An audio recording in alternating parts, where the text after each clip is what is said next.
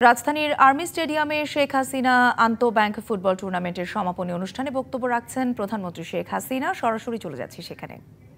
আয়োজনে তারা দিনরাত পরিশ্রম করে এটাকে সাফল্যমণ্ডিত করেছেন।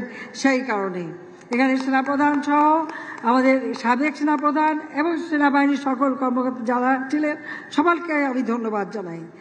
জাতির পিতা বঙ্গবন্ধু শেখ মুজিবুর রহমানের নেতৃত্বে আমরা স্বাধীনতা অর্জন করেছি। জাতির পিতা বঙ্গবন্ধু চেয়েছিলেন ক্ষুধামুক্ত, দারিদ্র্যমুক্ত, উন্নত, সমৃদ্ধ সোনার বাংলাদেশ গড়ে তুলবেন।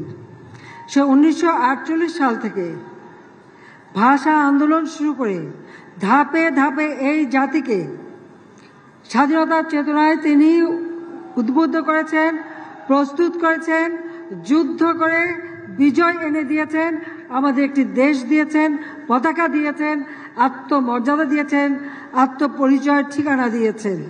আমি জাতির পিতা বঙ্গবন্ধু শেখ মুজিবের প্রতি শ্রদ্ধা জানাচ্ছি। শ্রদ্ধা জানাই 30 লক্ষ শহীদ, 2 লক্ষ মা বোনের প্রতি, যারা মুক্তিযুদ্ধে অংশগ্রহণ করেছে, সকল মুক্তিযোদ্ধাদের, যারা মুক্তিযোদ্ধাদের সহযোগিতা করছে, তাদের সকলকে আমি আন্তরিক ধন্যবাদ জানাই। কারণ মুক্তিযুদ্ধ, সেখানে অংশগ্রহণ, জীবনের সকল মায়া ত্যাগ করে পরিবার পরিজন ফেলে দিয়ে জাতির পিতা বলেছিলেন যার যা কিছু আছে তাই নিয়ে শত্রুর মোকাবেলা করতে হবে।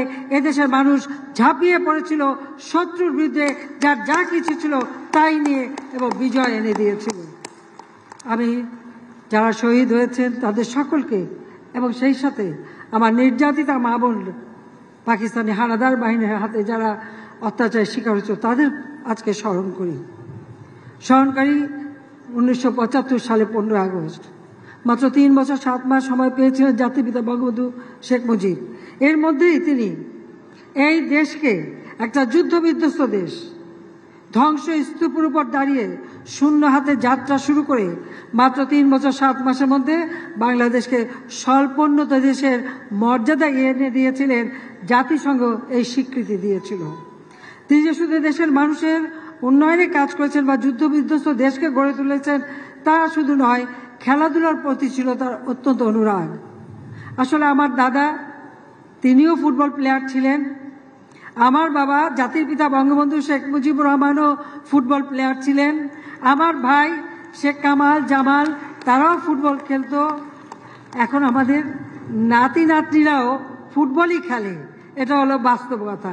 অর্থাৎ ফুটবল বাংলাদেশে অত্যন্ত একটা জনপ্রিয় খেলা, শুধু বাংলাদেশ না, সারা বিশ্বব্যাপী। এখন তো সারা বিশ্বে খেলা চলছে, ইউরোপে চলছে ফুটবল টুর্নামেন্ট, এমনকি সেই আমেরিকায় কোপা আমেরিকা, এবং সেখানে খেলা চলছে। সারা বিশ্ব জুড়েই কিন্তু এখন ফুটবলের খেলা। আমি অবশ্য প্রতিদিনই সেই সকালে নামাজ টামাজ পড়ে টড়ে বসে কিছুক্ষণ খেলা দেখি যখন সময় পাই। এখানে আসার আগেও একটু খেলা দেখে এসেছি। কারণ ফুটবল খেলাটা আলাদা একটা, মানে খেলার ভিতরে একটা আলাদা মর্যাদা থাকে, এবং এখানে জয় পরাজয় তো আছে, এটা কাউকে এটা নিয়ে বেশি চিন্তা করার কথা না। আজকে কেউ জয়ী হবে, কালকে আরেকজন জয়ী হবে, কিন্তু খেলাটা, এই যে প্রতিযোগিতা, এই প্রতিযোগিতামূলক যে মনোভাব এবং একই সাথে খেলাধুলার প্রতি যে মানে আকর্ষণ এবং অনুরাগ, এটাই হচ্ছে সবথেকে গুরুত্বপূর্ণ। কাজে আমি মনে করি যে জাতিপিতা আমাদেরকে এই খেলাধুলায় যুদ্ধবিধ্বস্ত দেশ গড়ে তুলেছেন। সেই সাথে মুক্তিযুদ্ধ চলাকালীন সময়েও কিন্তু এই ফুটবল খেলা হয়েছে। মুক্তিযুদ্ধের পরপর তিনি যখন দেশে এসেছেন, তিনি যেমন ক্রিকেট 72 সালে বাংলাদেশ ক্রিকেট কন্ট্রোল বোর্ড প্রতিষ্ঠা করেন, বাংলাদেশ